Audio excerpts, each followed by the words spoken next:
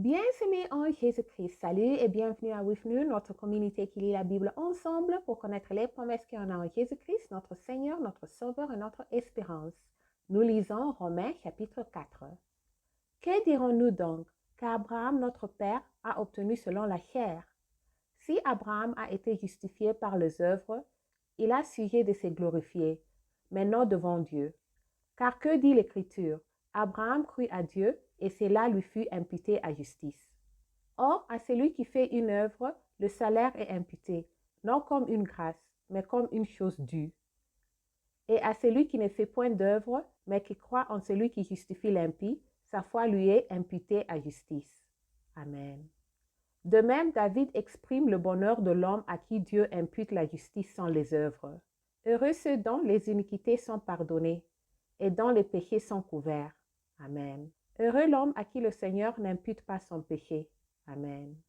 Ce bonheur n'est-il que pour les circoncis ou est-il également pour les incirconcis?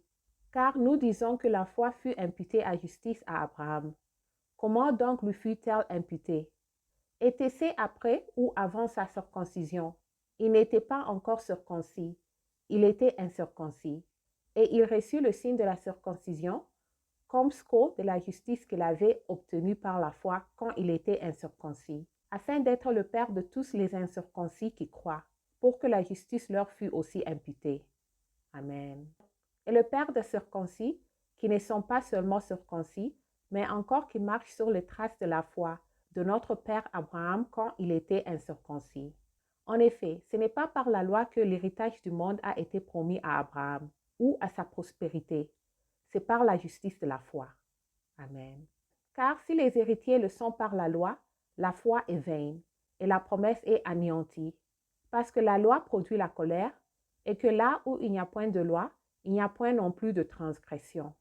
C'est pourquoi les héritiers le sont par la foi, pour que ce sont par grâce afin que la promesse soit assurée à toute la postérité, non seulement à celle qui est sur la loi, mais aussi à celle qui a la foi d'Abraham, notre Père à tous, selon qu'il est écrit.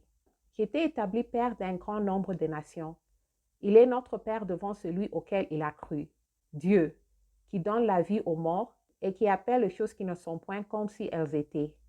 Amen. Espérant contre toute espérance, il crut, en sorte qu'il devint Père d'un grand nombre de nations, selon ce qui lui avait été dit, telle sera ta postérité. Et sans faiblir dans la foi, il ne considéra point que son corps était déjà usé, puisqu'il avait près de 100 ans, et que Sarah n'était plus en état d'avoir des enfants. Il ne douta point, par incrédulité au sujet de la promesse de Dieu. Mais il fut fortifié par la foi, donna gloire à Dieu. Amen. Et ayant la pleine conviction que ce qu'il promet, il peut aussi l'accomplir. Amen. C'est pourquoi cela lui fut imputé à justice. Mais ce n'est pas à cause de lui seul qu'il est écrit que cela lui fut imputé. C'est encore à cause de nous, à qui cela sera imputé. À nous qui croyons en celui qui a ressuscité de mort Jésus notre Seigneur. Amen. Lequel a été livré pour nos offenses et est ressuscité pour notre justification. Alléluia. Merci d'avoir lu ensemble. J'améliore mon français en lisant la Bible. Restez en Jésus-Christ et shalom.